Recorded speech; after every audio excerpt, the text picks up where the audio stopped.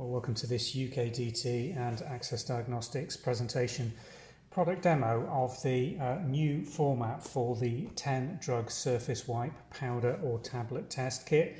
This is the packaging it comes in, standard all test foil, list of the drugs that are tested and surface test panel indicators on the rear of that with expiry date and normal CEs. Out of the foil you get one of these, which is the standard design test panel. 5 tests on one side and 5 tests on the reverse, so please be aware this is a double-sided 10 drug screen. All the abbreviations for the drug groups that you're screening for are included in the abbreviations on the top of the strips with indicative positive and negative results. To perform a test on a surface, it is simply a matter of, once the test is removed, wiping the prongs on both sides of the test panel across the surface through any residues that you may be suspicious of, or just generally across a surface for several swipes as we're showing you here. Now, the new test format is not supplied with the buffer that was supplied previously, as they've discovered this works perfectly well with cold tap water.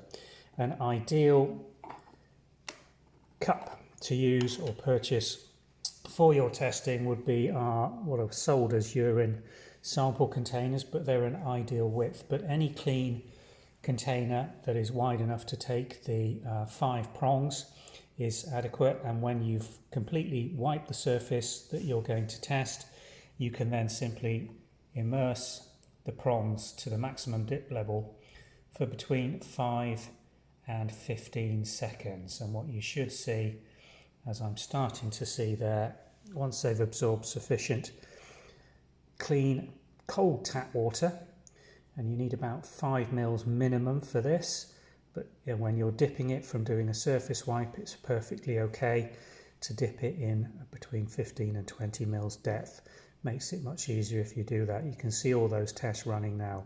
Once they're running, you can just tap that and place the test back into its cover. The results are then read at the specific read time as indicated in the instructions that are sent for you, and they're indicative positive and negative results to help you with that. Now, if you are testing a powder or a tablet, it is recommended that you dissolve that in a 5 ml volume of cold tap water and then perform the procedure that we've just demonstrated using that 5 ml solution of the suspected powder or tablet.